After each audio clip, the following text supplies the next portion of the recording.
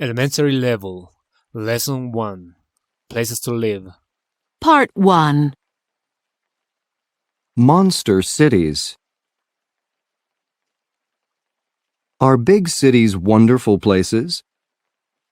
Are they terrible? There are different ideas about this. William H. White writes books about cities. He is happy in a crowded city. He loves busy streets with many stores and many people. He likes the life in city parks and restaurants. Many people don't like big cities. They see the large population of cities and they are afraid. Many cities are growing very fast. They are monster cities. A monster is a big, terrible thing. In some countries, there are no jobs in small towns. People go to cities to work. For example, 300,000 people go to Sao Paulo, Brazil, every year. In China, about 183,000 people move to Beijing from the countryside every year. Sao Paulo and Beijing are both megacities. A megacity is a very, very big city. It includes the main city and the cities and towns around it. Mexico City is a megacity. It has a population of about 8,600,000 in the city itself, but there are more than 21 million people in the megacity. Tokyo is another megacity, with over 8,200,000 people in Tokyo, but over 31 million in Tokyo and the cities around it. London is another megacity. There are about 7,400,000 people in London, and about 18,400,000 in London and the surrounding towns and cities. There are problems in all cities. There are big or mega problems in a megacity. In many U.S. cities, there are many people with no jobs and no homes. The air is dirty. There are too many cars. A terrible problem is crime. Many people are afraid of crime. People want to feel safe. Population density is the number of people in 1 square mile, 2.59 square kilometers. Population density is a big problem in many cities. In Miami, Florida, the density is only 7,748. In Bangkok, Thailand, there are 58,397 people per square mile. Is this crowded? Yes, but other cities are more crowded. Do you think William H. White likes Hong Kong? The population density there is 247,501.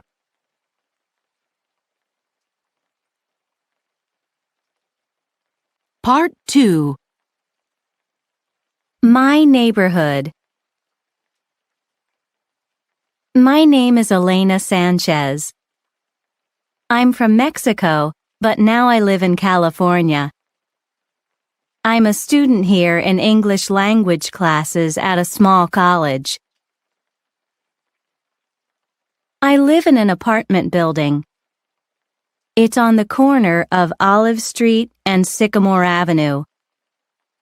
My address is 2201 Olive Street.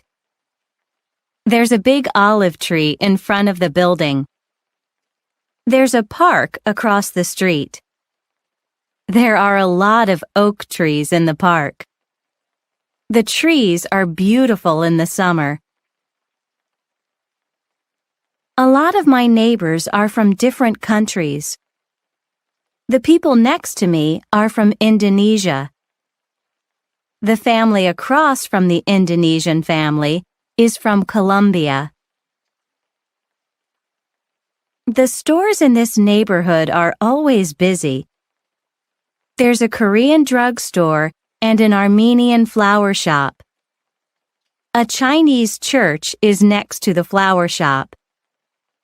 There are 3 restaurants on Olive Street, 1 Mexican, 1 Japanese, and 1 Moroccan Italian American. I like my neighborhood, but I ask myself one question. Where are the Americans?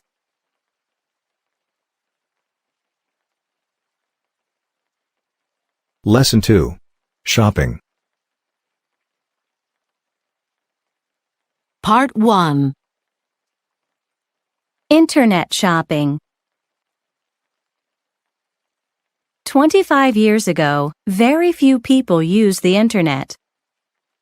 Only scientists and people in the government knew about the Internet and how to use it. This is changing very fast. Now, almost everyone knows about the Internet, and many people are online, on the Internet, every day. When people think about the Internet, they often think about information. But now, more and more, when people think about the Internet, they think about shopping. Amazon.com was one of the first companies to try to sell products on the Internet. Jeff Bezos started the company. One day he made a prediction about the future. He saw that the World Wide Web was growing 2,000% a year. He predicted that it was going to continue to grow, and he thought that shopping was going to move to the Internet. People were going to shop online. He quit his good job and drove across the country to Seattle, Washington. There, he started an online bookstore called Amazon.com. Bezos had very little money. The company began in a garage, a building for a car, and at first there were very few customers, people who buy things. At the Amazon.com site, people can search for a book about a subject, find many different books about that subject, read what other people think about the books, order them by credit card, and get them in the mail in 2 days. This kind of bookstore was a new idea, but the business grew. In a few years, Amazon.com had 10 million customers and sold 18 million different items in categories including books, CDs, toys, electronics, videos, DVDs, home improvement products, things that you use to fix up a house, software, and video games. Today, at a virtual shopping mall, a group of online stores, you can buy anything from gourmet food, special, usually expensive food, to vacations. 15 years ago, many people said, "Online shopping is crazy. Nobody can make money in an online company." They were wrong. Today, Jeff Bezos is a billionaire. More and more people are shopping online, and online companies are making a profit. It is a huge business. But some people predict online business isn't going to grow anymore. They say customers are afraid of online crime and they will stop shopping on the Internet. Are these people right? Nobody knows, but we'll soon find out.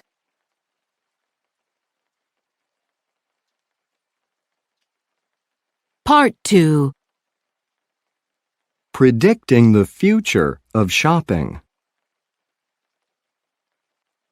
There are different ideas about shopping in the future. Some people say everybody is going to shop online from home.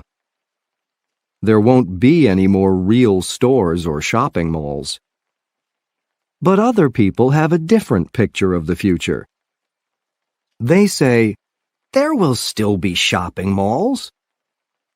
In the future, many people will work at home, alone, on their computers. They'll want to go out to stores for their shopping. They'll want to socialize, be with other people. Maybe they're right. But the stores of the future will probably be different from stores today. Shopping in stores will be easy. First, people won't need to carry many bags from store to store.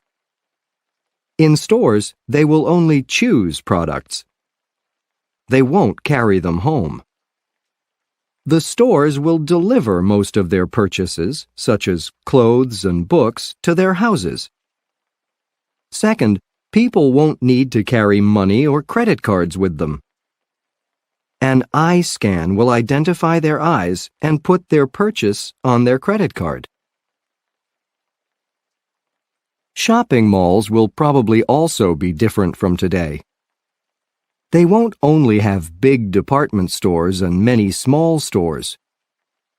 Malls will still be places for shopping and for entertainment, such as movies.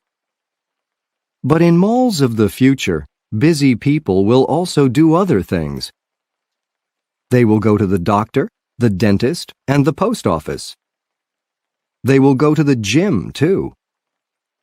Everybody agrees about one thing. Shopping will be different in the future.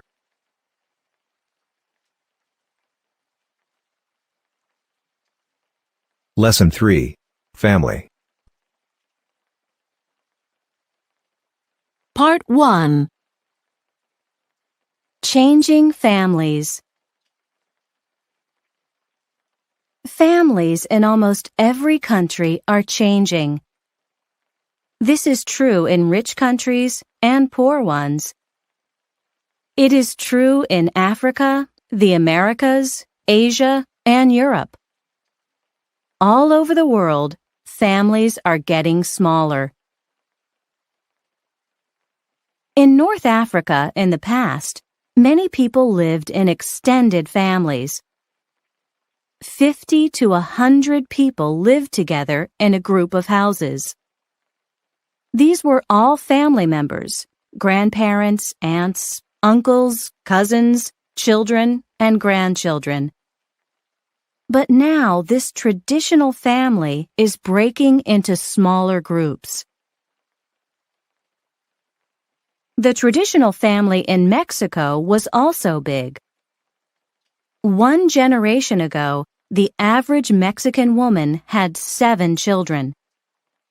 Today, she has an average of only 2.5 children. Now, without so many children, families don't need to spend so much money on basics, such as food, clothing, and housing. The traditional Japanese family was also an extended family: a son, his parents, his wife, his children, and his unmarried brothers and sisters. 3 generations lived together. But this tradition is changing. Now most families are nuclear families, parents and their children. And most Japanese parents have only 1 or 2 children. These families have new problems. Many men and women spend a lot of time at work. They don't spend much time together as a family. This can be very difficult. Some young women don't want this kind of marriage. They get a job and live with their parents. They say, "I don't need to get married." In Europe, in traditional families, the woman stayed home with the children and the man had a job. But families all over Europe are changing. the number of divorces is going up. In Germany, 41% of all marriages end in divorce. In Finland, that number is 56%. Many Europeans don't get a divorce, but they don't get married either. In much of Europe, many people live alone. In France, more than 26% of women between age 30 and 34 live alone, and more than 27% of men of the same age live alone. The number of single-parent families is going up too. In Denmark, 60% of all firstborn children have parents who are not married.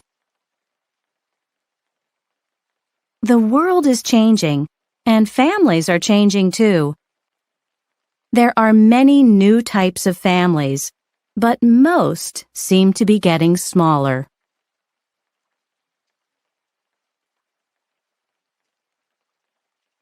Part 2. Our family reunion. These are pictures of my family. I took the pictures last summer. We don't live together. We live in different cities, different states, and 2 countries. But we often talk to each other on the phone or send email. Every summer, all the relatives come together for a week. This is our family reunion, and it's so much fun. There are 2 branches in our family, one branch from Mexico and one from the United States. People come to the reunion from California, Arizona, New York, and Florida. Other people come from Mexico City and Puerto Vallarta. We alternate the reunion place, one year in Mexico and the next year in Arizona. My great-grandparents lived in Puerto Vallarta, and my grandparents now live in Arizona. At the reunion, we have a picnic one day. We play baseball, swim, and eat a lot. We play volleyball too. The women and girls are on one team, and the men and boys are on the other. One day, some of us go shopping. One night, we always have a big barbecue. We sit around a fire, tell stories, and eat a lot. Some of my aunts and uncles sing and play music. On the last night, we have a dinner dance at a nice hotel. We listen to music, dance, and eat a lot. Our family really likes to eat. We don't only eat. We visit with each other all week. We talk about problems. We plan weddings and cry about divorces. Sometimes we argue. All bring their new babies, new wives and husbands, and new girlfriends and boyfriends. It's good to have a big family. But at the end of the week, I'm always very tired. I'm happy to be alone.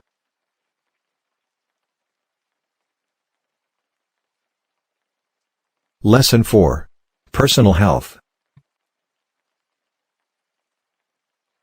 Part 1. Health news for body and mind. Nobody wants to be sick.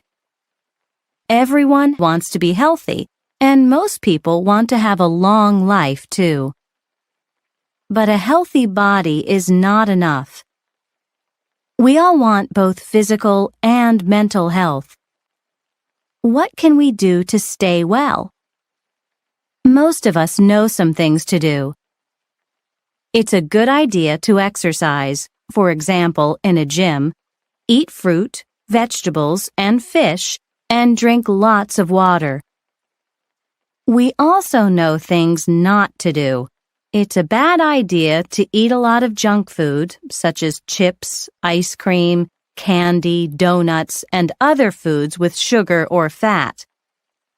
It's a bad idea to be a couch potato, a person who watches a lot of TV and doesn't exercise. It's a terrible idea to smoke. But scientists now have new information about other ways to stay healthy. Some of it is surprising. Drink cocoa. Several beverages are good for the health. Orange juice has vitamin C. Milk has calcium. Black tea and green tea are good for health too. They have antioxidants. These fight diseases such as cancer and heart disease. Most people know this. But most people don't know about cocoa, hot chocolate. They enjoy the sweet chocolatey beverage, but they don't know about its antioxidants. It has more antioxidants than tea. Relax. Too much stress, which is worry about problems in life, is not good for physical health. For example, it makes your blood pressure go up. Now we know more. Some stress is chronic, which means that it lasts a long time, for many months or years. Chronic stress can make people old. As people get older, they get gray hair and wrinkles in their skin, and their eyesight and hearing become worse.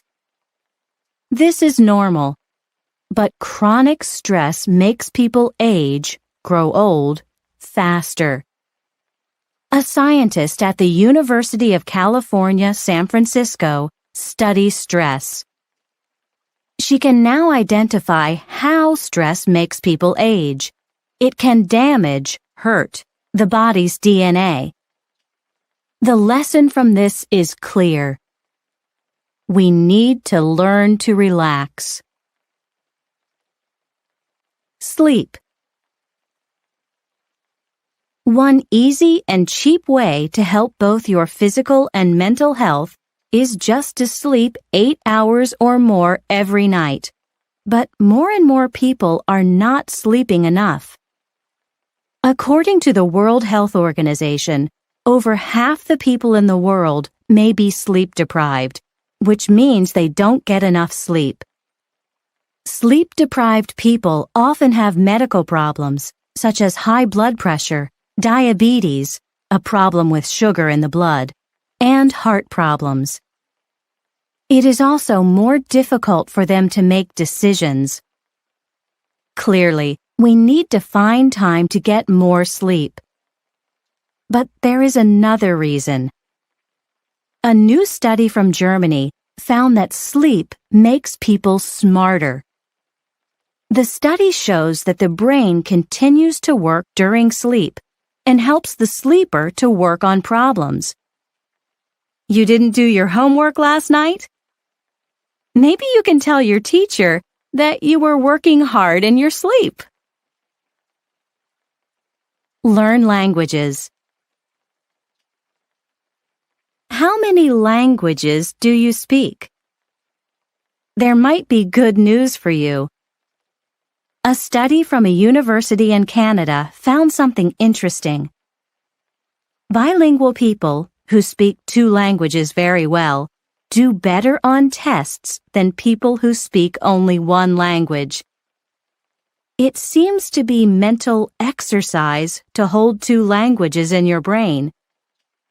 Ellen Bialystock of York University says it's like going to a brain gym. Conclusion. To have good physical and mental health, we need to eat right, relax, sleep enough, and exercise, both the body and the brain. There is a lot of new information about health. Some of it is surprising. We need to know about it.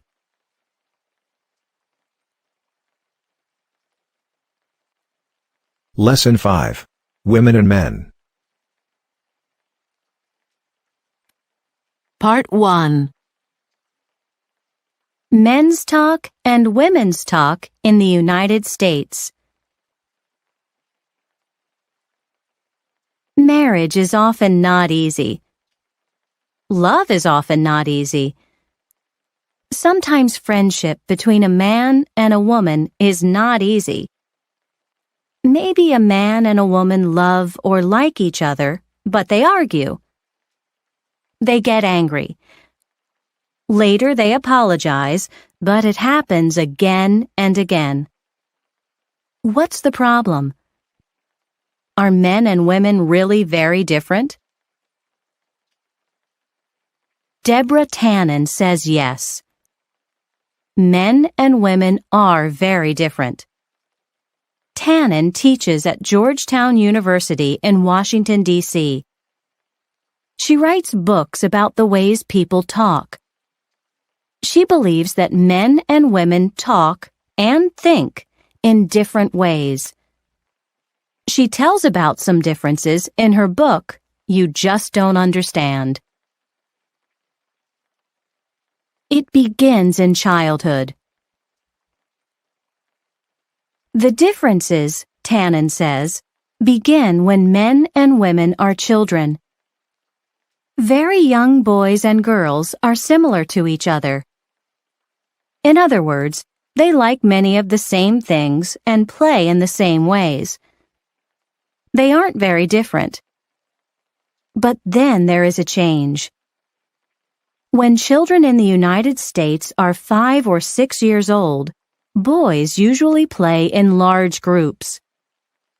One boy gives orders. For example, he says, "Take this, go over there, and be on this team." He is the leader. Boys also brag. In other words, they say good things about themselves. They do this to have a high position, place, in the hierarchy. In other words, the system from low to high. Position in the group is important to boys. Girls in the United States usually play in small groups or with one other girl. A girl's best friend, her very, very good friend, is important to her. Girls don't often give orders. They give suggestions. For example, they say, "Let's go over there. Maybe we should do this." And, "Do you want to play with that?" Girls don't usually have a leader, and they don't often brag. Everyone has an equal position. Boys and girls play in different ways, too. Much of the time, little girls sit together and talk. They have conversations. Little boys are usually active. They do things. When children grow up, nothing really changes.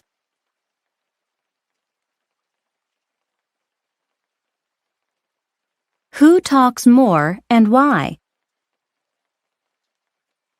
Many people believe that women talk more than men do. According to Deborah Tannen, this isn't exactly true. She says women talk more than men only in private situations, at home, with family, or with a few friends. In public situations, in other words, in a big group or at work, men talk more. Tannen says that men and women often talk for different reasons. Men talk to give or get information. They also talk to get or keep a high position among other men. But for women, people and feelings are important. Women often talk to socialize and show interest and love. They also talk to keep their close relationships with friends and family. Conclusion. Although a man and a woman might speak the same language, sometimes they don't understand each other. Men's talk and women's talk are almost two different languages. But maybe men and women can learn to understand each other if they understand the differences in speech.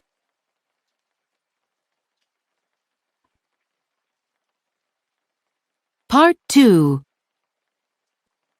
He said, she said. A U.S. couple. Well, doctor, I'm beginning to worry about my marriage. My wife and I just don't understand each other. She doesn't like to do things with me. She won't play tennis or baseball with me. She doesn't like to fix the car with me. She doesn't work on the house with me, paint the house or fix the roof. She doesn't listen when I talk about interesting things, sports, money, or world politics. Sometimes she gets angry with me about unimportant things. And she talks and talks and talks about uninteresting things. What's wrong with her? Well, doctor, I'm beginning to worry about my marriage. My husband and I just don't understand each other. We both work full-time, but I do all the work at home. Fix dinner, wash clothes, and clean the house. His life is easy. He has only one job. I have two. Sometimes I feel so lonely. When he's home, he reads the newspaper or watches TV. He doesn't talk with me. He talks at me. He only talks with his friends. He doesn't listen if I tell him about my day. He isn't interested in our friends and relatives. Sometimes he gives me orders. Sometimes he tells me about sports or politics, but I don't like it because I feel like a student in school. What's wrong with him?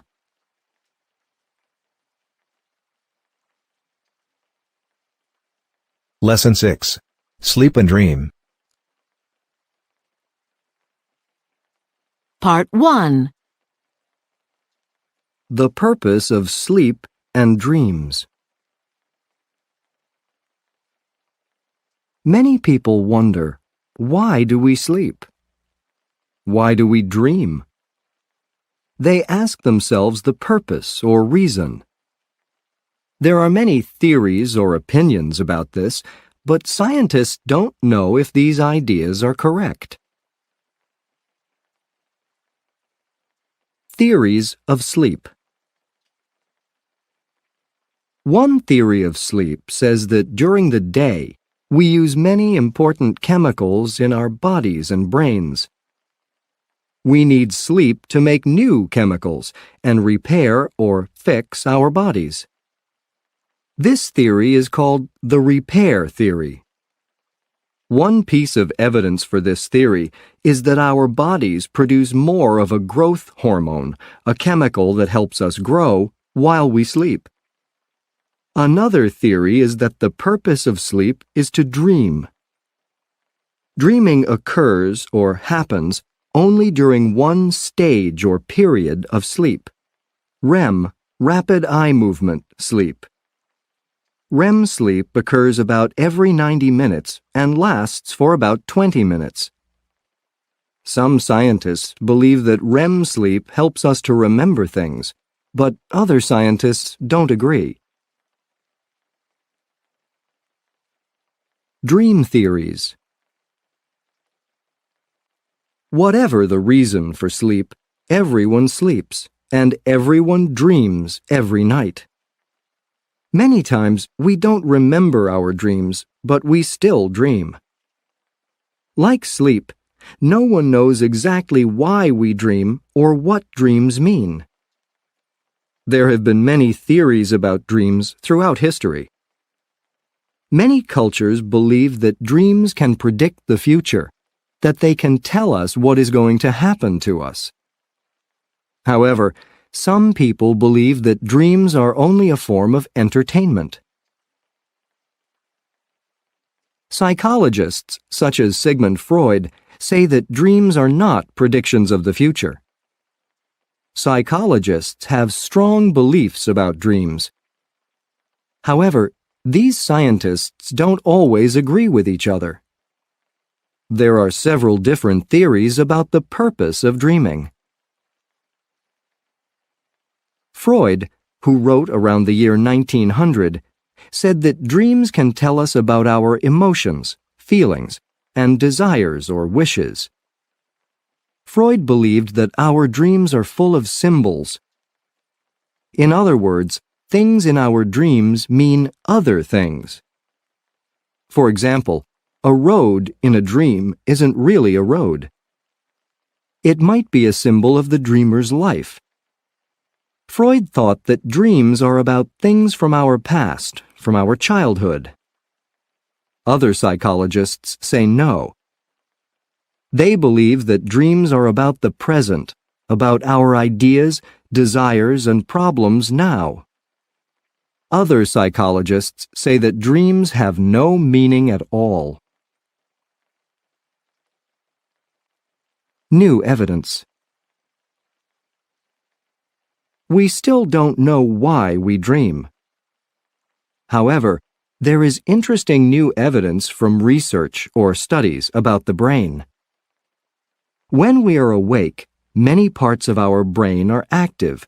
For example, the parts for emotions, vision, the ability to see, logic, the ability to think and understand, and others. However, when we are asleep and dreaming, the part of the brain for logic is not active. Maybe this new evidence answers one common question. Why do dreams seem so crazy?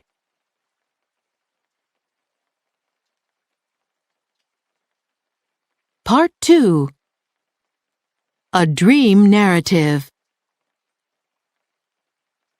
This is the dream of a 40-year-old businessman.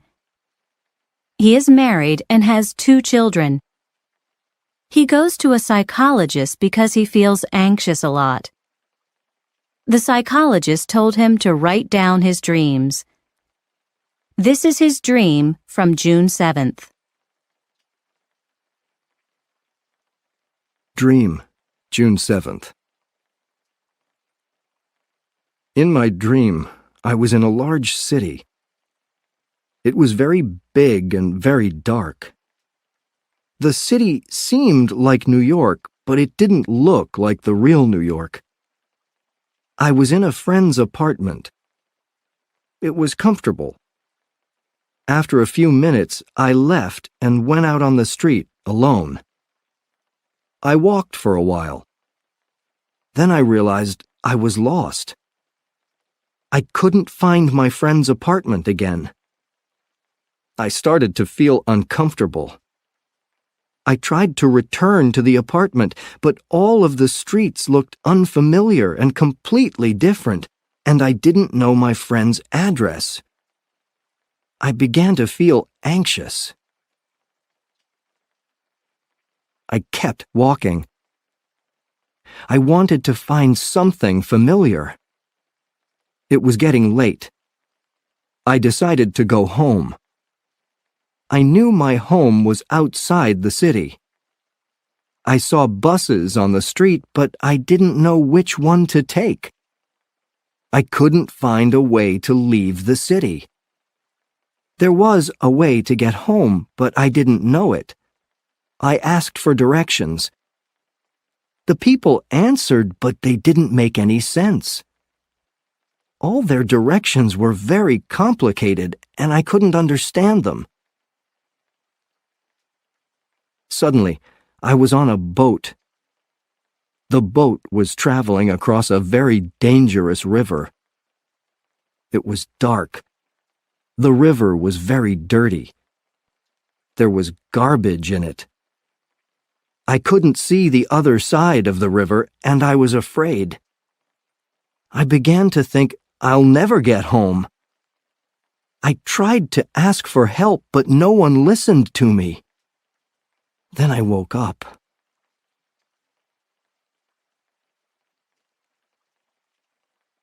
Lesson 7. Work and Jobs. Part 1. Volunteering. Some people go to work each day and then come home. They spend time with their family and friends. Maybe they watch TV or go to a movie. Sometimes they exercise or read. This is their life. But for other people, this isn't enough. They look around their neighborhoods and see people with terrible hardships, sickness, loneliness, and homelessness. Other people see problems with the environment. Many people want to help. They volunteer. They give some of their time to help others. Volunteers help in many ways. Some visit sick and lonely people. Some give their friendship to children without parents. Some build houses for homeless people. Others sit and hold babies with AIDS.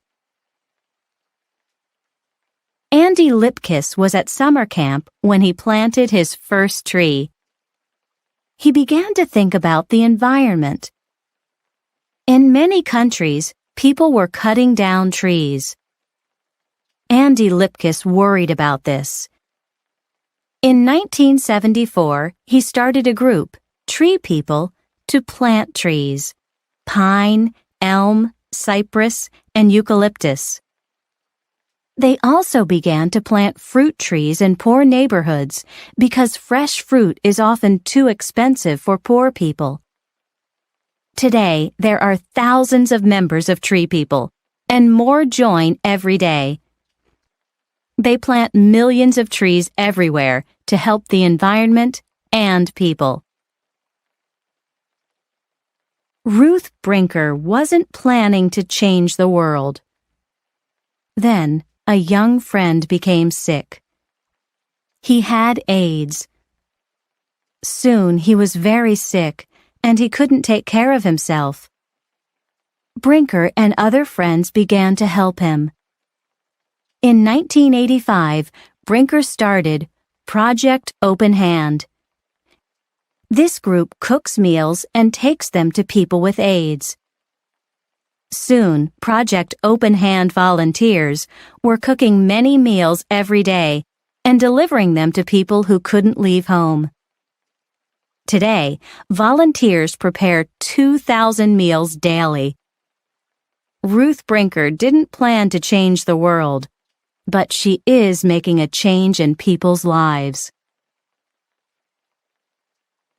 Only 3 volunteers began the Marine Mammal Center in Northern California in 1975. Today, there are 800 volunteers. They work with mammals. Mammals are animals that feed on their mother's milk when young. The volunteers help sick ocean mammals, seals, sea lions, and sea otters. The sick animals become well and strong. Motherless baby animals grow big and healthy. For many weeks, or sometimes months, volunteers help to feed and take care of these animals. They also work in an educational program that teaches people about these animals. The volunteers don't get any pay for their hard work. Their pay is the good feeling on the day when they can release a healthy animal, take it to its home, the ocean, and let it go free. 30 or 40 years ago, most volunteers were housewives. They volunteered time while their husbands were working. Today, both men and women volunteer, and teenagers and children too. There are volunteers from all social classes, all neighborhoods, and all ages. Most aren't rich or famous. They enjoy their volunteer work. People need them. Today, the world needs volunteers more than ever before. Perhaps a young Zulu boy from South Africa, Nkosi Johnson, said it best. Before he died of AIDS at the age of 12, he made a speech that is now famous. In this speech, he said, "Do all you can with what you have, in the time you have, in the place you are."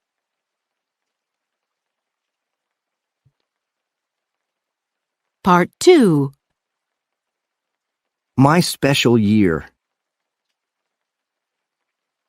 My name is Pablo. I think I'm a lucky guy. I have a good family, and we live in a nice neighborhood in a really special place, Puerto Vallarta, Mexico. People travel here from many countries for their vacations. We have beautiful beaches, hotels, restaurants, shopping, and sports.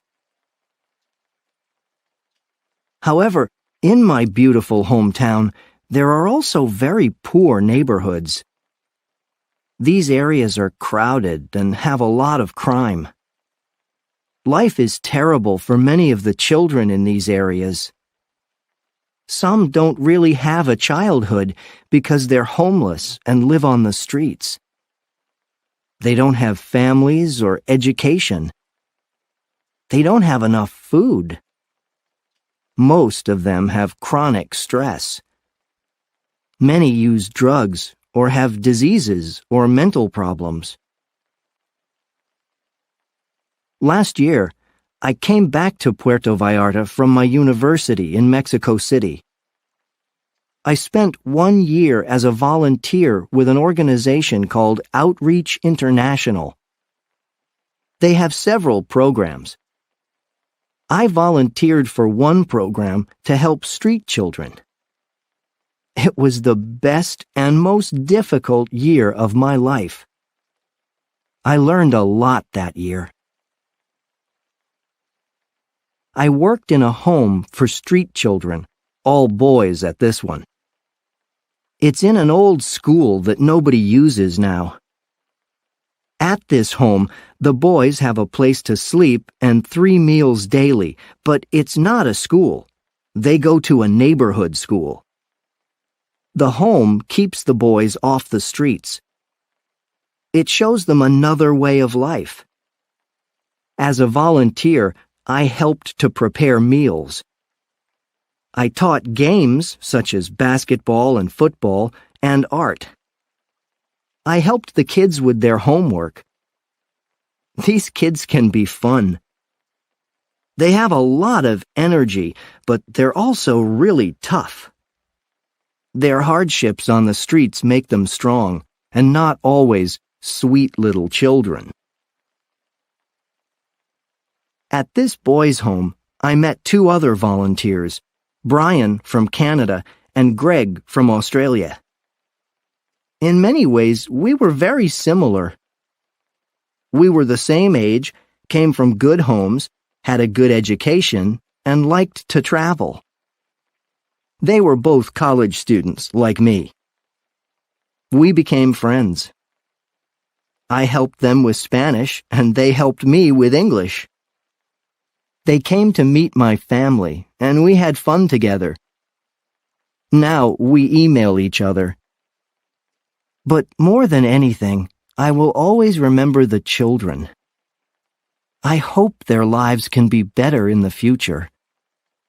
The contrast between their lives and my life is big. I hope they can have a good life, like I do.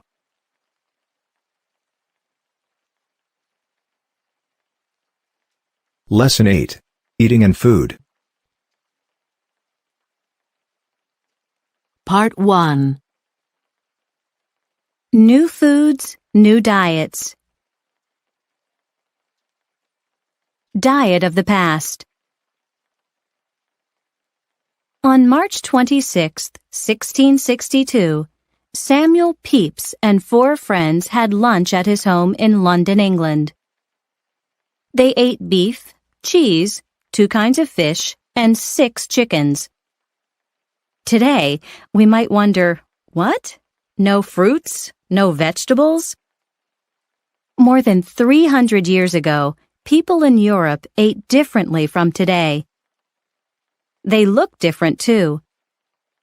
In famous paintings by Titian, Rubens, and other artists, people weren't thin, they were overweight. But people 300 years ago thought, how attractive, not how ugly. Today's diet. Today, people are learning more about health. Many people are changing their ways of eating. They're eating a lot of fruits and vegetables. Many of the vegetables are raw. They aren't cooked because cooking takes away some vitamins, such as vitamins A, B, and C. People are eating less sugar. They're eating low-fat foods. They're not eating much red meat. They're drinking less cola and coffee. Trying to be thin. People these days want to be slim, not fat. Sometimes people in North America go a little crazy to lose pounds. Thousands of them join gyms and diet groups, go to special diet doctors, or spend a lot of money at diet centers. Each year, Americans spend more than $46 billion on diets and diet products. More people are overweight. However, there is an irony, a surprising opposite result to all this dieting. While many people are becoming thin, other people are becoming overweight. More people are overweight than in the past. In many countries, there is a serious problem with obesity.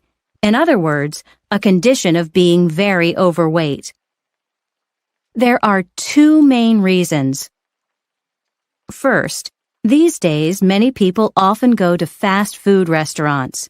They didn't in the past. At these restaurants, many of the foods, such as fried potatoes and meat, are high in fat. Some of the dairy products, such as cheese, are high in fat, and others, such as ice cream, are high in fat and sugar. This seems similar to Samuel Pepys's party, doesn't it? Second, dieting doesn't often work. Sometimes people lose weight fast, but they usually gain it back again. Almost 95% of all people gain back weight after a diet. One problem with obesity is easy to see. Overweight people have more sicknesses, such as heart disease and diabetes. Sometimes people go crazy over food. Sometimes they eat very little because they want to be slim. Other times, they eat lots of bad foods because these foods taste good. When will people learn? Too much food, too little food, and the wrong foods are all bad ideas.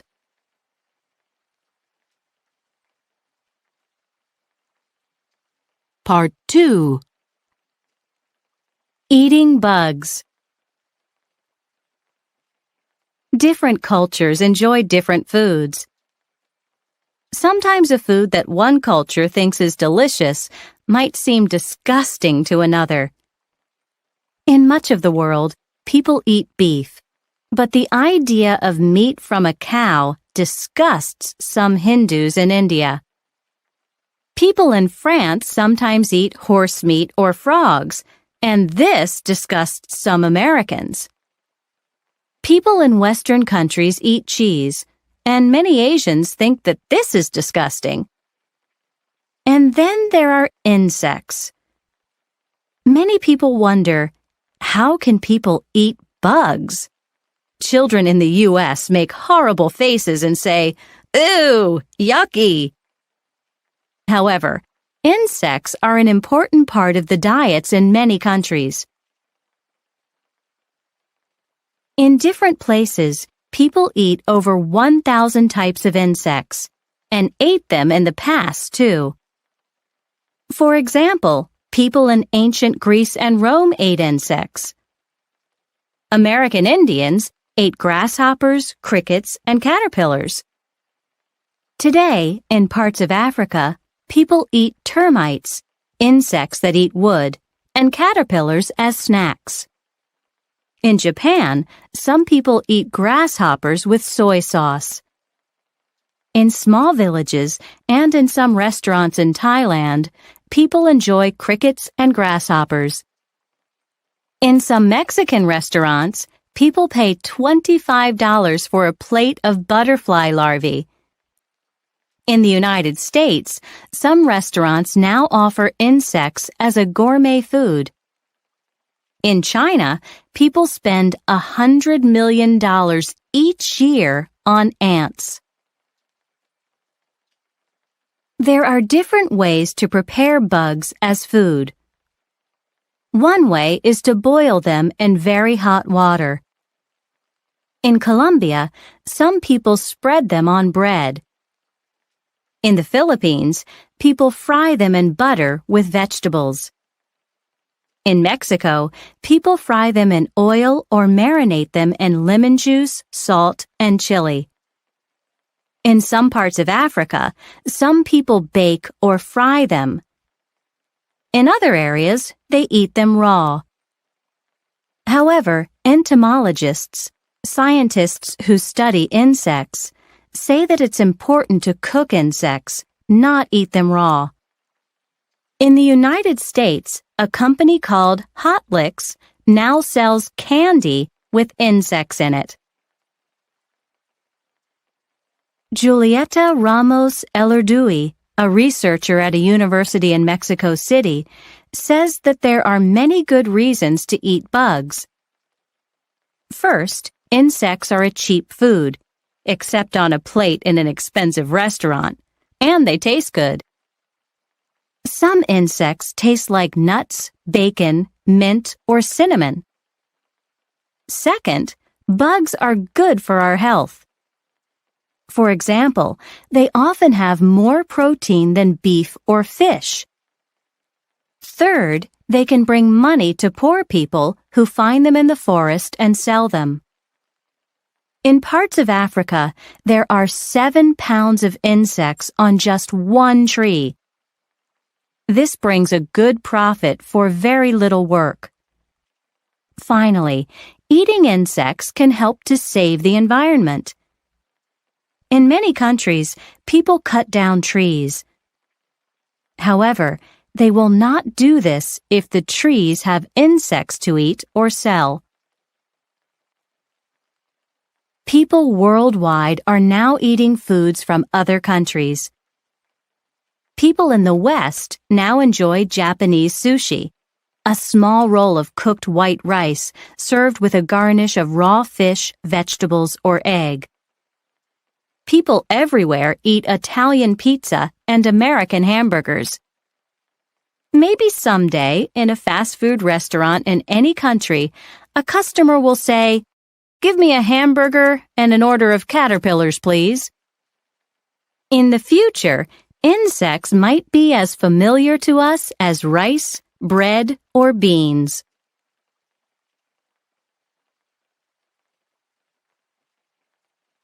Lesson 9. Places to visit. Part 1. Adventure vacations. People like different kinds of vacations.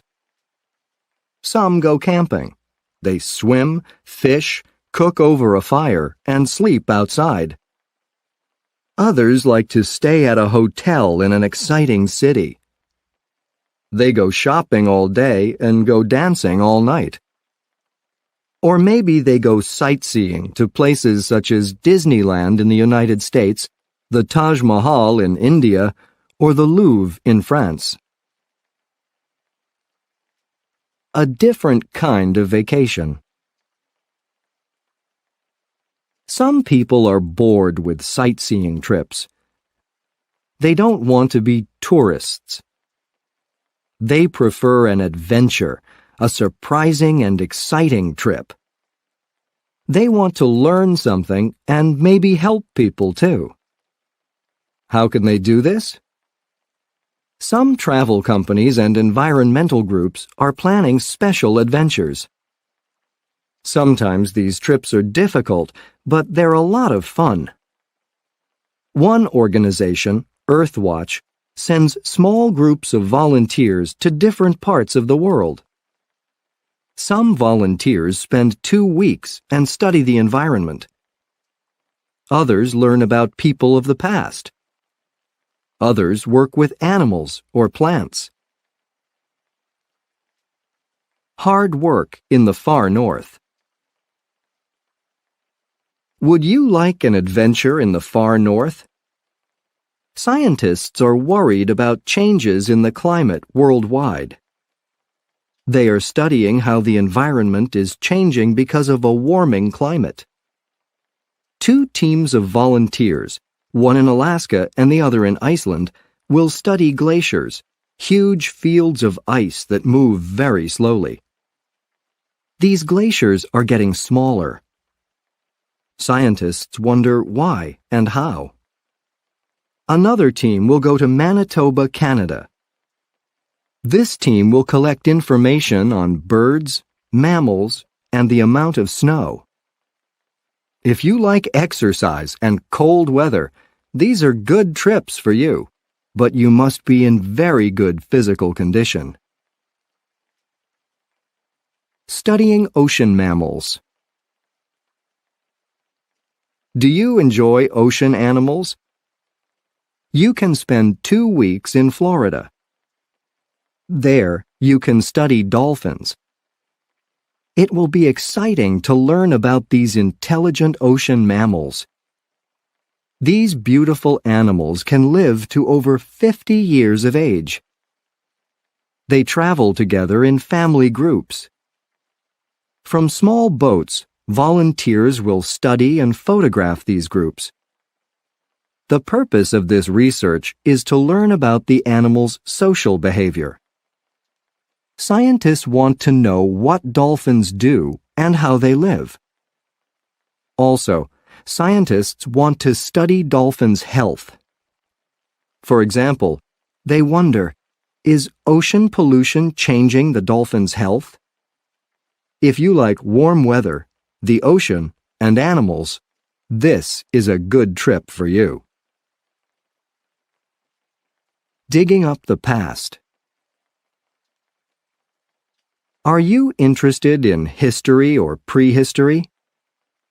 Then southwest France is the place for your adventure. Between 35,000 and 250,000 years ago, early humans lived in this area.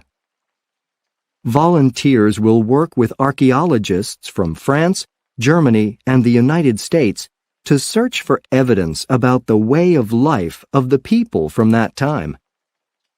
If you choose this adventure, you will dig for stone tools and bones, clean them, and photograph them. In your free time, you can travel around the beautiful countryside in the south of France. Beaches and biology. Do you enjoy the beach and like to learn about plants? There is an Earthwatch adventure in Yucatan, Mexico. On the north coast of Yucatan, there are beautiful species of plants. Unfortunately, many of them are disappearing. People dig them up and sell them for large amounts of money. Mexican biologists need volunteers to collect seeds, count plants, and help to save several plant species. In your free time, You can travel to archaeological sites in the area.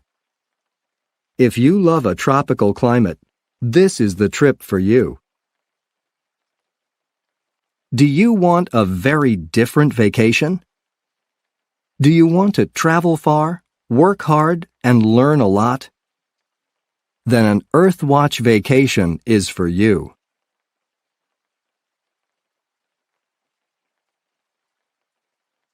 Lesson 10. Save the Earth. Part 1.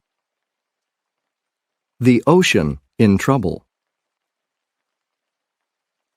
Many environmental groups are warning that oceans worldwide are in great danger. According to the United Nations Food and Agriculture Organization, FAO, 70% of the world's fishing areas are in danger.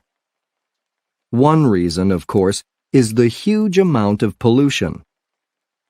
However, there is another danger, and it might be even more harmful than pollution. This danger is overfishing. No matter where you look in the world, on average, 90% of the fish are gone, says a biologist from Dalhousie University in Canada. New technology. Fishers are finding fewer and fewer fish everywhere. However, this does not mean that fishermen are not fishing any longer. Instead, many are using new technology to fish new waters as deep as a mile. Trawlers, large fishing boats, are using special nets on wheels and rollers. They drag these nets across the bottom of the deep oceans, and they pick up anything of any size at all. With these nets, fishers catch the fish that people eat, but the nets also catch marine mammals such as sea lions, dolphins, and sometimes whales. The effect on fish. These nets also take species like squid, skate, red crabs, slackjaw eels, spiny dogfish, and orange roughy. A few years ago, people didn't want to eat these species. Now, you can find them in fish stores, in fish sandwiches at fast food restaurants, or in fake, not real, crab meat for seafood salads.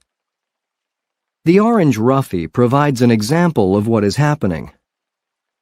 This fish appeared in fish stores only about 10 years ago, but already the species is almost extinct. The orange roughy lives very deep in the ocean, up to a mile deep, in the cold waters off New Zealand. Scientists now know that fish in deep, cold water grow and reproduce very slowly. For example, the orange roughy lives to be 150 years old. It doesn't start to reproduce until it is 30 years old. Although the fish is nearly extinct, people still sell it in seafood stores and in restaurants. And of course, it may be in that fish sandwich that you eat at a fast food restaurant. Many scientists believe that present fishing methods will destroy all the large fishing areas of the world. Can anything stop this? Some scientists think that governments should stop the fishing industry from using some kinds of technology. But this will be difficult. Many of the big fishing companies have a lot of money, and they use that money to influence politicians all around the world. No fishing zones. Other scientists believe that governments should create no fishing zones, areas where no one can fish. Governments can police these areas. During the UN International Year of the Ocean, more than 1,600 leading marine scientists and conservation biologists from 65 countries urged the world to create 80 times the no fishing areas that exist now. Their goal is to protect 20% of the world's oceans by the year 2020. This is happening in some places. For example, the fishing industry in Britain is beginning to accept no fishing zones because the amount of fish that the industry catches is getting smaller and smaller.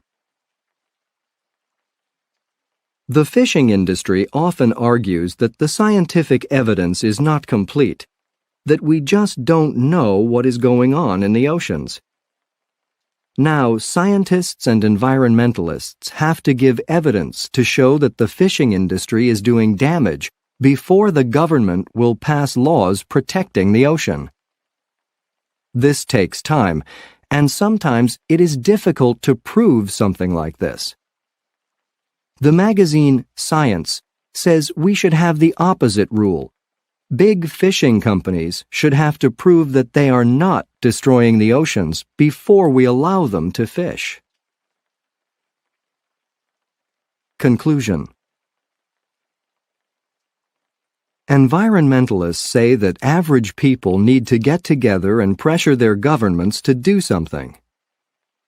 The large fishing companies that own the big trawlers are not going to stop fishing by themselves. The environmentalists say that if we don't pressure our governments, there will be nothing left in the oceans but water.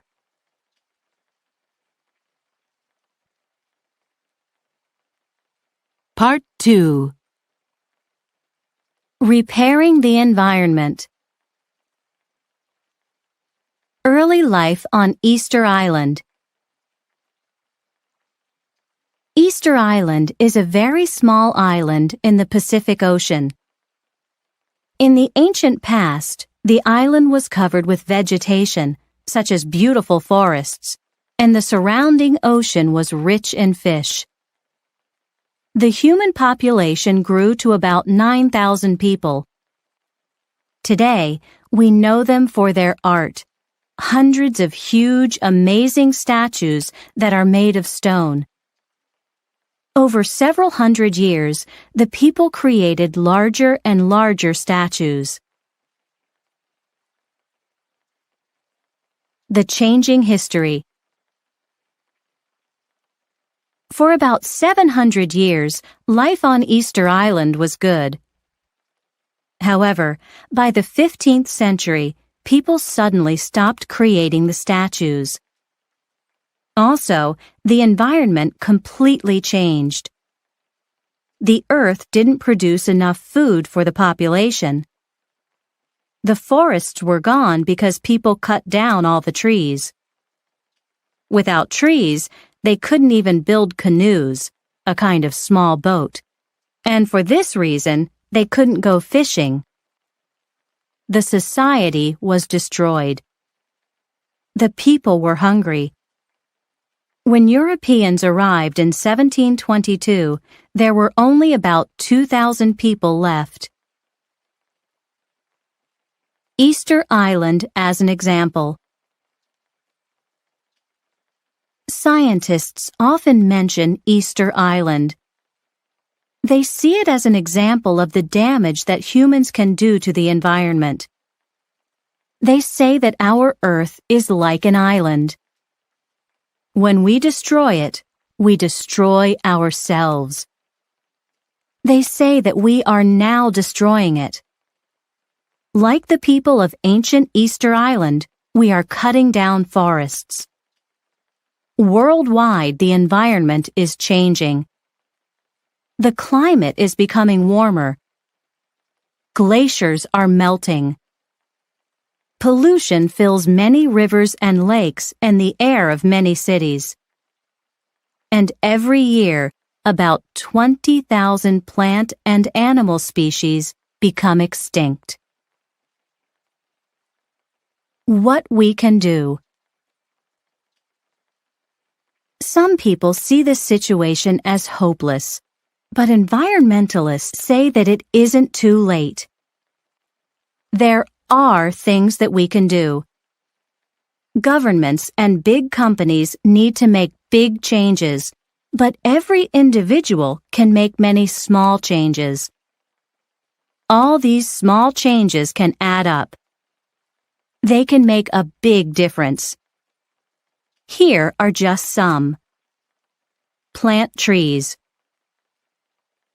Trees absorb, drink in, the carbon dioxide, CO2, that factories put into the air. Buy organic fruits and vegetables, ones without dangerous chemicals. These are good for your health and good for the earth, too. Reuse containers. In other words, don't throw empty plastic food containers into the trash or garbage. Wash them and use them again. Also, use plastic bags many times. When you throw away a plastic bag or container, it stays in the earth for thousands of years. Don't use paper or plastic bags. Bring a cloth bag with you to the supermarket. You can use the same cloth bag over and over for years. Recycle things that you can't reuse. You can recycle aluminum cans, glass bottles, some plastic containers, and newspapers. Use compact fluorescent light bulbs. They last 10 times longer than regular light bulbs, so they save you money. Also, they use 75% less energy. One of these bulbs can keep a half-ton, 1,000 pounds, of carbon dioxide out of the air. Do you eat tuna fish? If so, look carefully at the can. Buy only tuna that is dolphin safe. In other words, tuna from companies with special nets that don't kill dolphins. Write letters to government leaders. Ask them for laws that protect the environment. Tell them that you want the earth to be here for your great-great-grandchildren.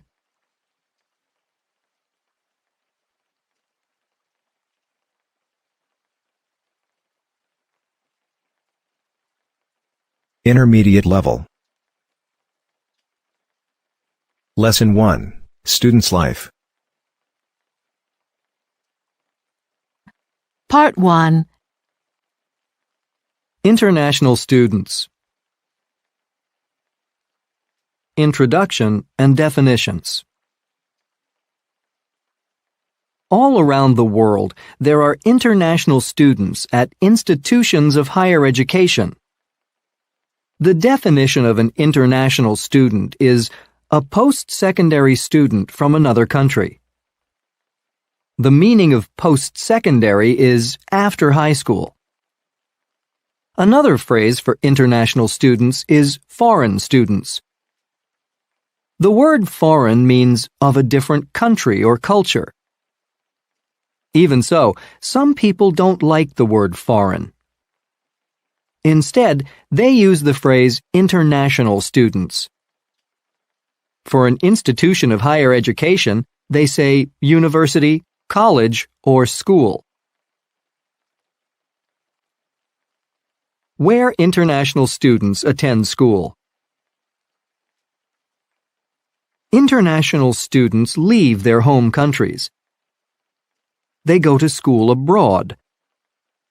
One meaning of the word abroad is in a foreign place. Probably the country with the most students from abroad is the United States.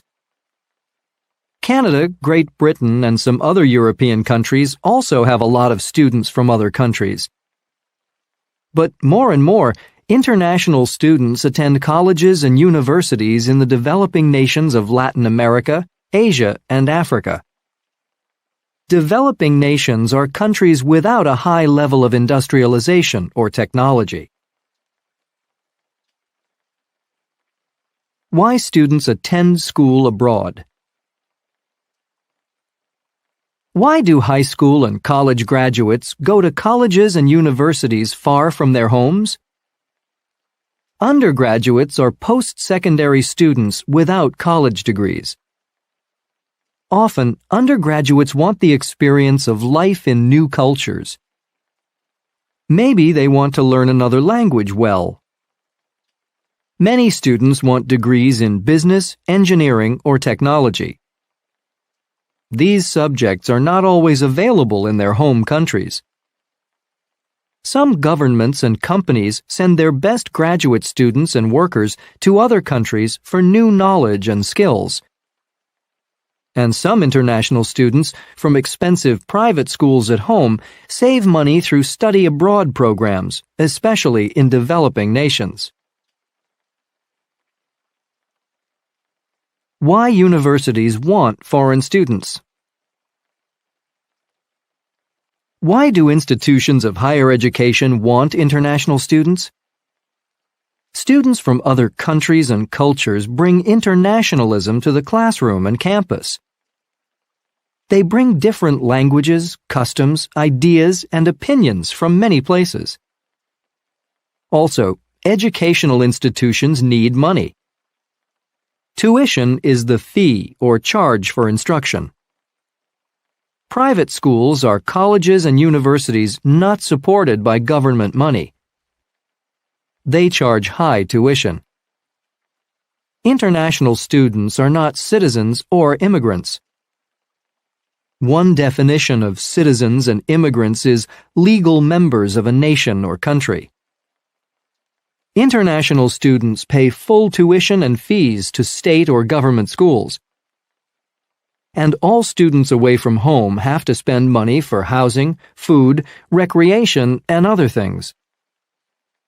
For these reasons, many schools and groups of schools want students from other countries. Conclusion and summary. For different reasons, many high school and college graduates want or need to study abroad. For other reasons, many nations want or need students from other countries and cultures on their college and university campuses.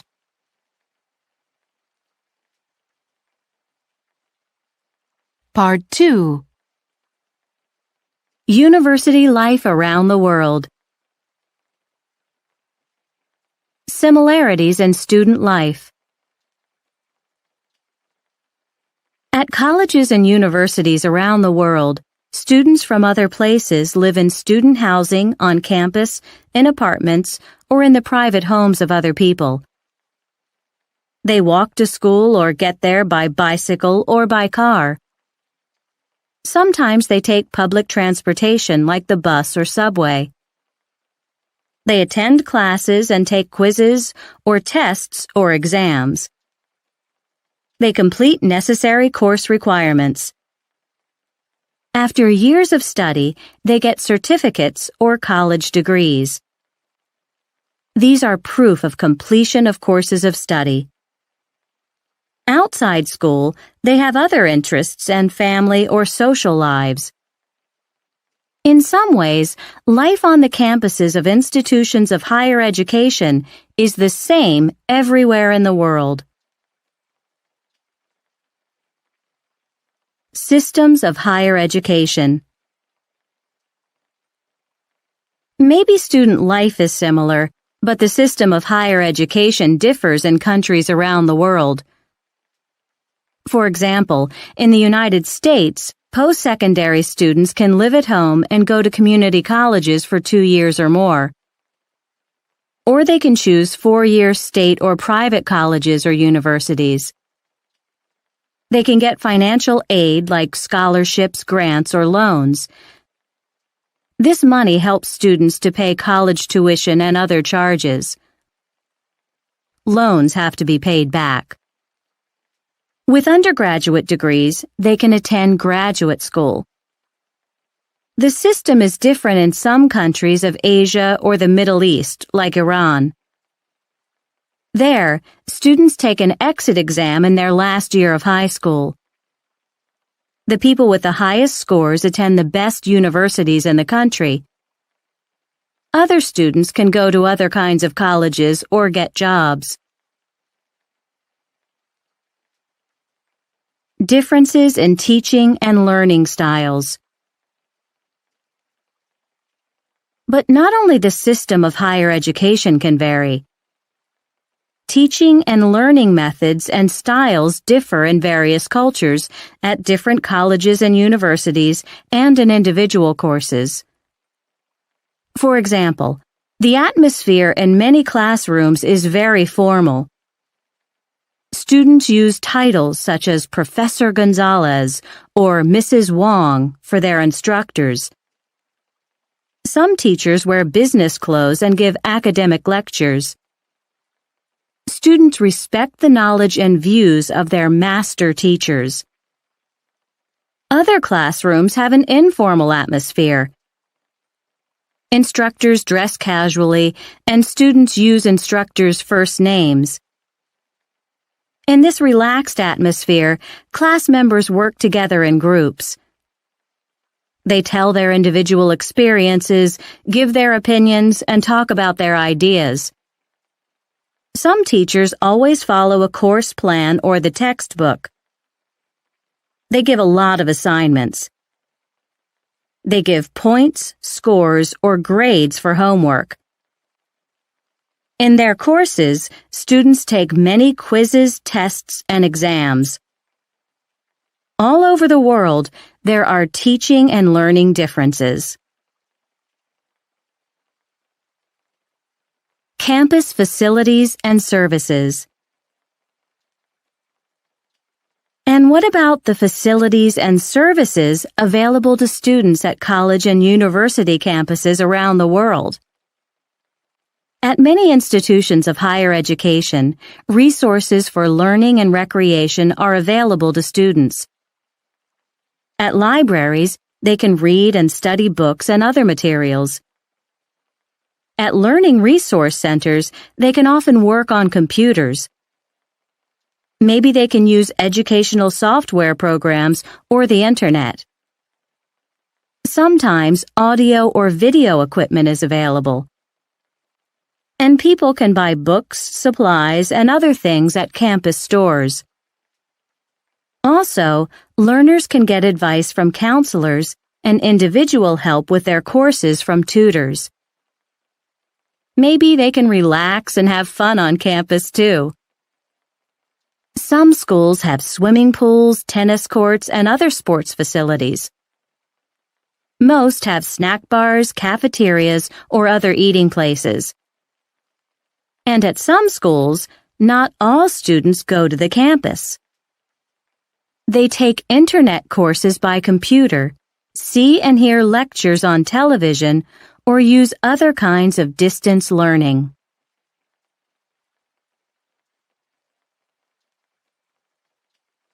Lesson 2, The Nature.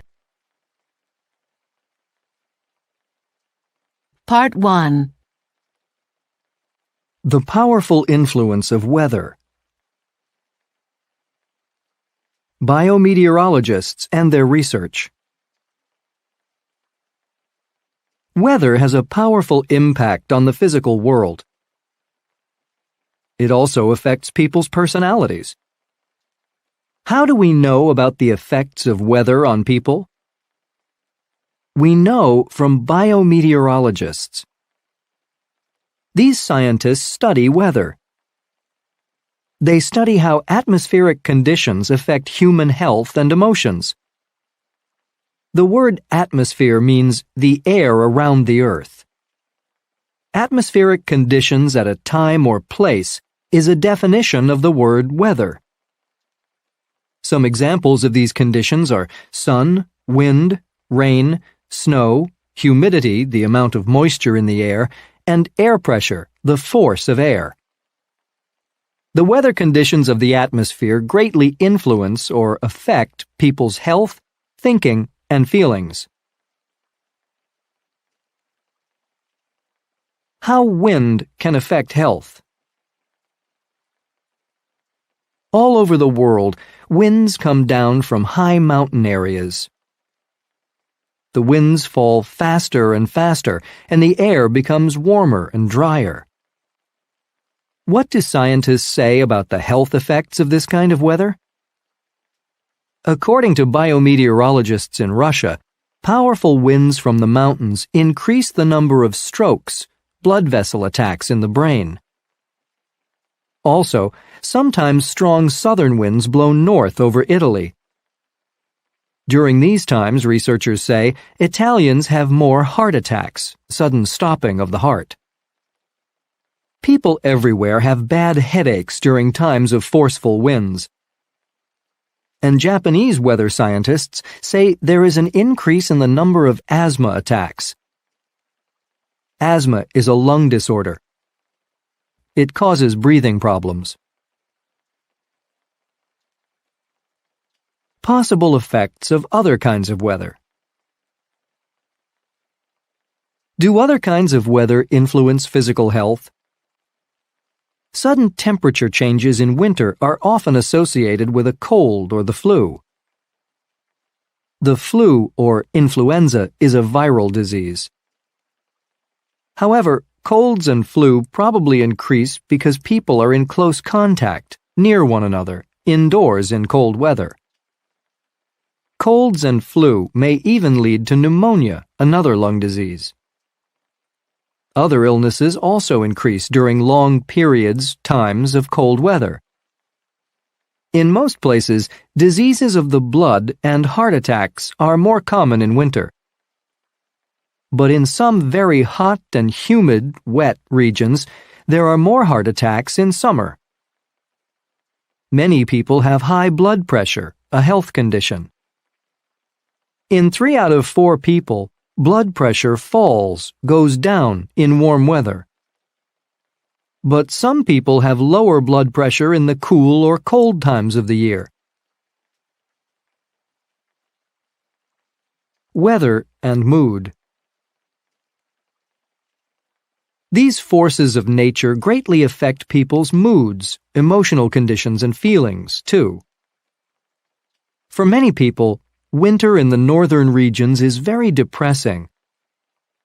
They eat and sleep a lot, but they usually feel tired. They are nervous and can't work well. They are irritable, not very nice to other people. Biometeorologists even have a name for this condition. The name is Seasonal Affective Disorder, SAD. Scientists think the cause of this mood disorder is the long periods of darkness. Even during the day, it is often cloudy or gray. What can people with SAD do about their moods? Naturally, they need more light. On bright days, they feel better. But people don't work very well on sunny, hot, and humid days. The best weather for good work and thinking is cool and clear. Conclusion and summary. Are the people around you becoming sick more often? Are they getting more colds or the flu or even pneumonia? Are they having more health problems like headaches or asthma attacks or heart disease? Or are you becoming moody? Are you getting more tired or depressed, low in mood, or sad?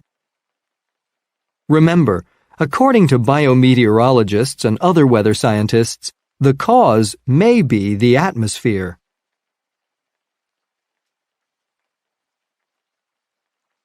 Part 2. Global climate changes. Climate in regions of the globe.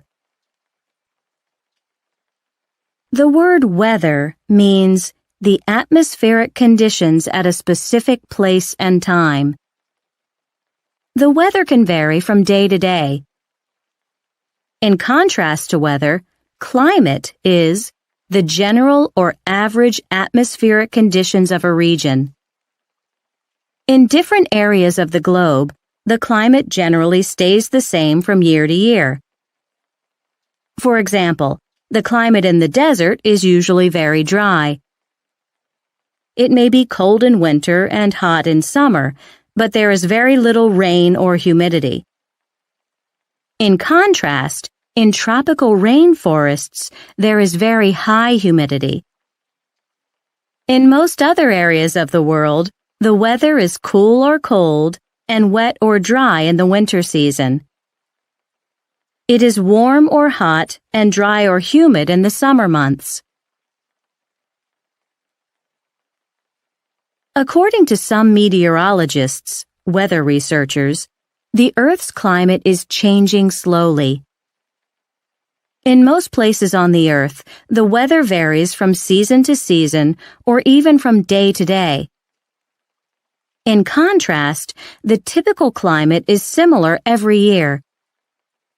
Even so, there may be global climate changes from one long time period to another. What are these changes? Some scientists believe the weather is becoming more extreme. There are longer periods of very cold and very hot temperatures. There are more and more powerful hurricanes and tornadoes, storms with strong, fast winds, and blizzards, heavy snowstorms. Floods, large amounts of water on dry land, and long droughts, times without enough rain, are causing greater and greater physical damage to the human communities on Earth. These extreme forces of nature will get even worse in the future, say some people. And every change in climate in one part of the globe will bring more extreme changes in other areas. Global warming and El Niño are having major effects on the Earth's atmosphere, weather, and climate. At least, that's the opinion of many researchers and scientists.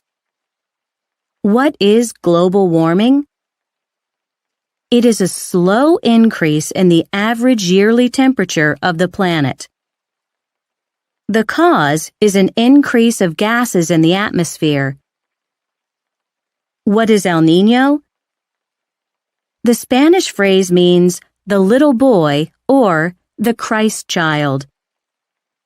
It names a weather condition most common in the month of December. This seasonal weather disorder is a change in the atmosphere of the tropical areas of the Pacific Ocean. It increases the amount of rain in the Americas and can bring strong winds and hurricanes. In contrast, El Niño may cause drought in the southern and western Pacific, Asia. Blizzards, snow, and long periods of low temperatures may follow in the northern regions of the globe. Not all meteorologists believe there is much natural global warming. According to these scientists, the El Niño effect is not getting stronger. So why is the temperature of the Earth going up? Why are tropical storms like hurricanes causing more and greater flood and wind damage?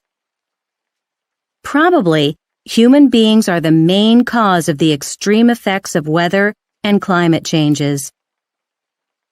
Cars and factories are putting more and more gases like carbon dioxide, CO2, into the Earth's atmosphere. Coal and oil add carbon dioxide to the air too. Trees and plants take in carbon dioxide, but humans are cutting down the rainforests and putting up buildings where green plants used to grow. The world has a lot of people now, and it will have a lot more people in the future.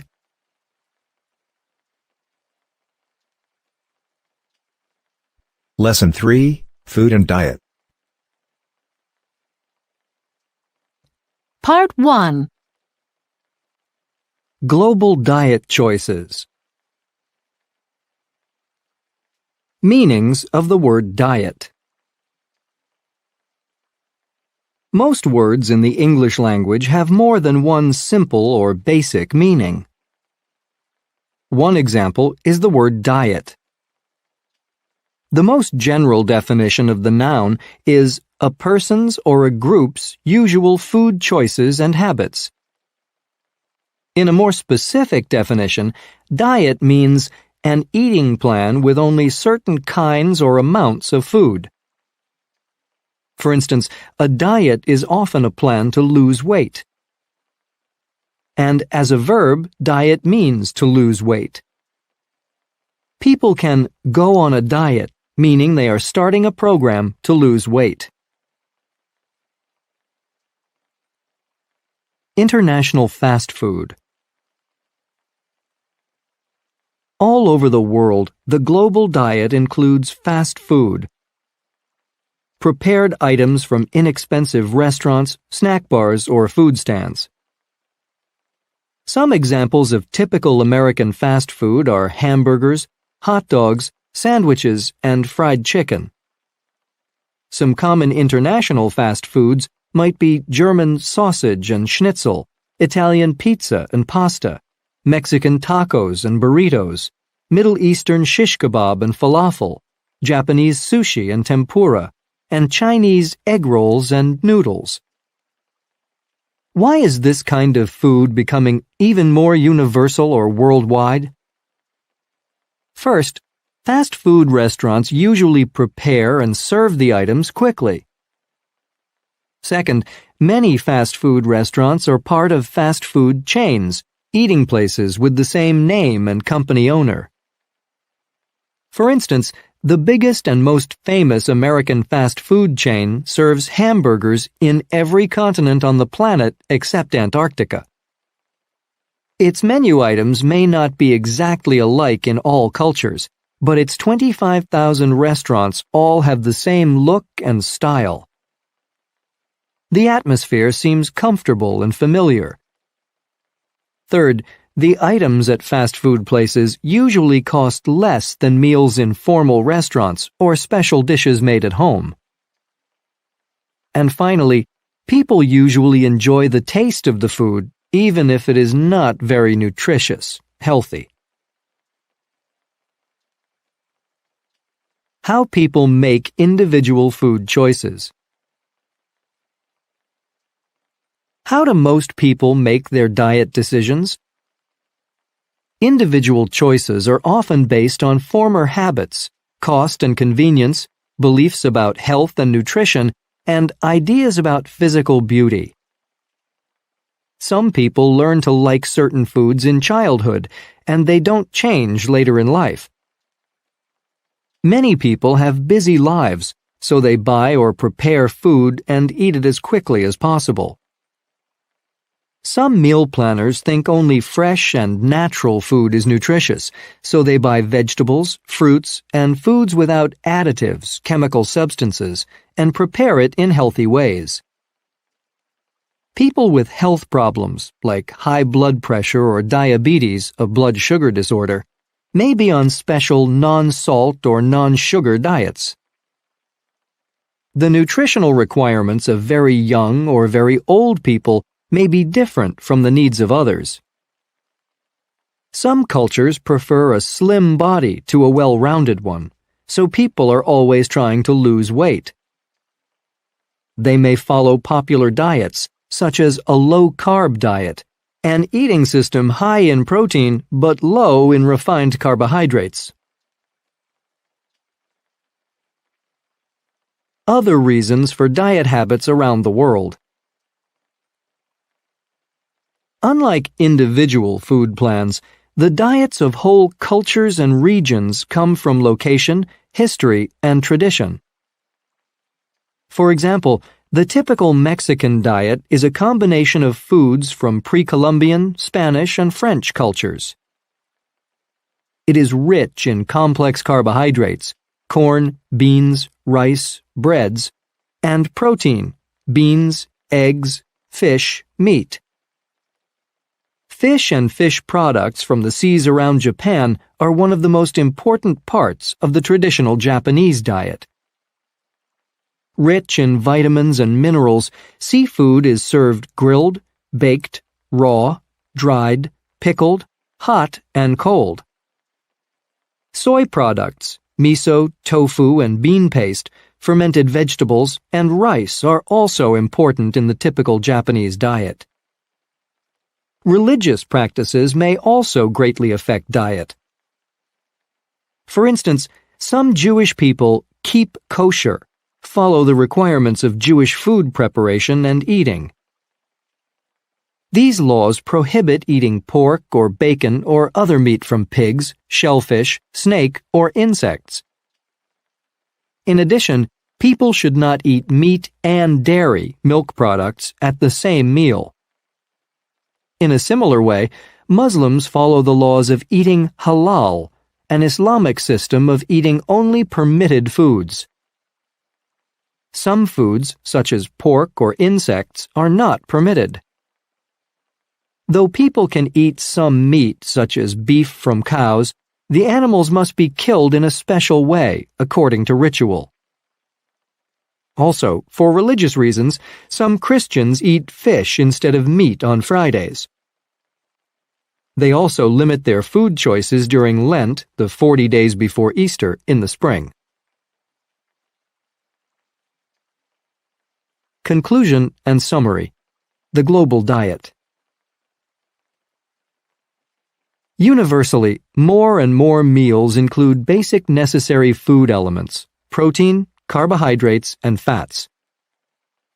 Almost everywhere, some kind of meat, fish, dairy product, or another food with protein is part of a good breakfast, lunch, or dinner. There are also grains, breads, vegetables, fruit, and the like. Many dishes contain the necessary vitamins and minerals.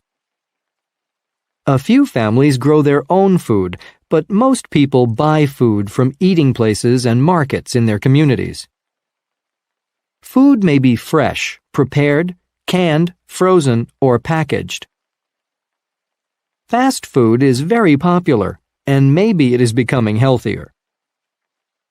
In some ways, diet choices are becoming more and more similar around the world.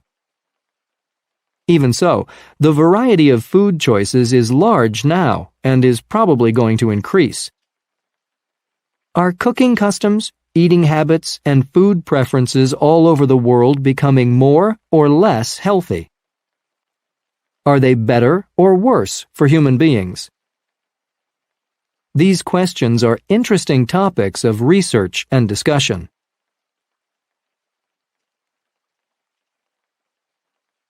Part 2. Facts about food.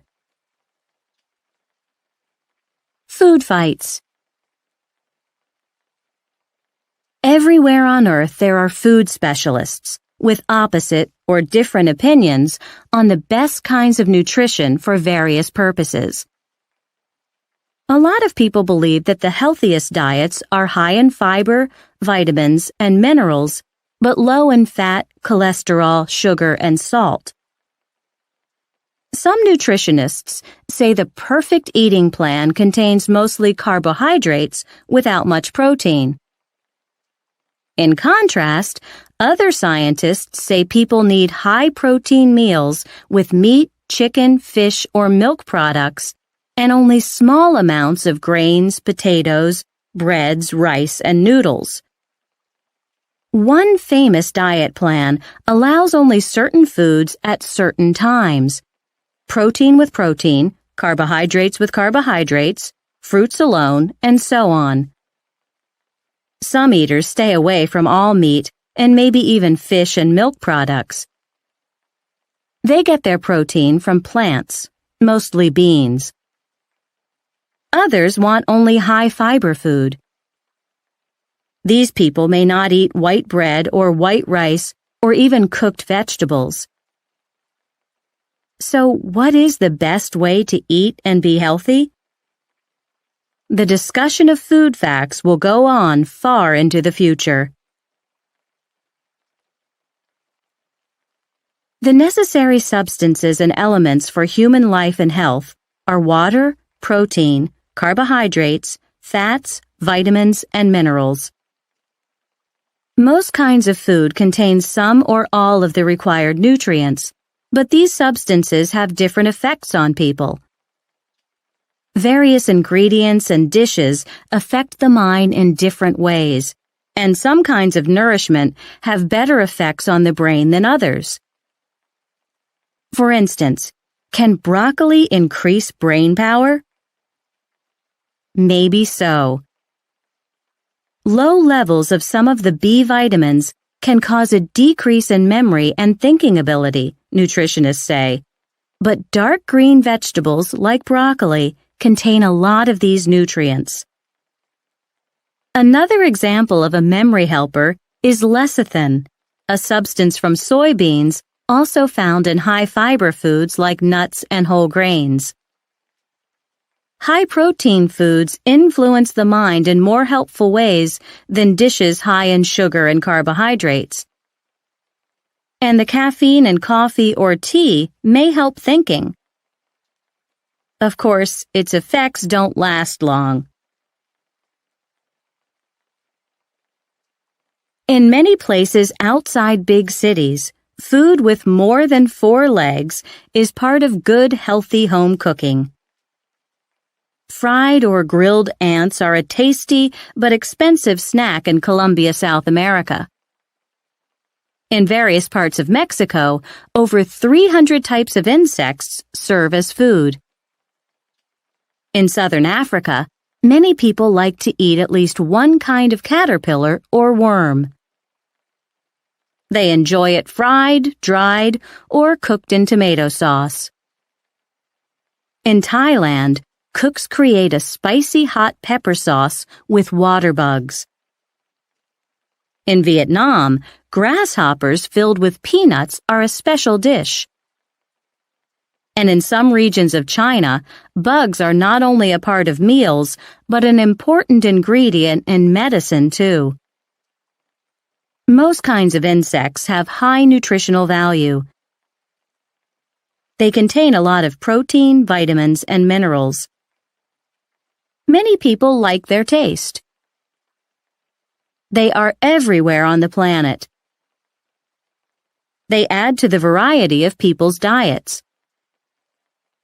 For several reasons, insects are an important kind of food in the global diet, and they may become a more common ingredient in the future.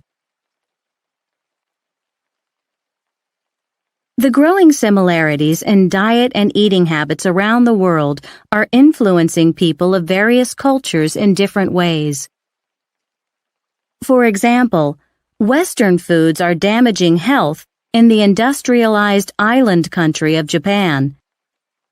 Instead of small meals of seafood, rice, and vegetables, the typical Japanese diet now includes large amounts of meat, dairy products, like whole milk ice cream, and desserts like tiramisu, a rich Italian dish full of chocolate, cheese, and sugar.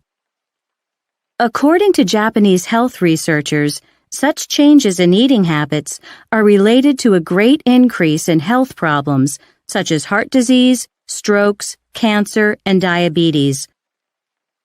On the other hand, the changing global diet is having the opposite effect on the people in the Czech Republic. The government of this European nation no longer supports meat and dairy products financially, so the cost of these foods is going up. In contrast, fresh fruits and vegetables are becoming more widely available from private markets and stands. Cooks are even serving salads to school children, and families are eating healthier home-cooked meals. For these reasons, fewer Czech men are having heart attacks, the women are losing a lot of weight, and most people are living healthier lives.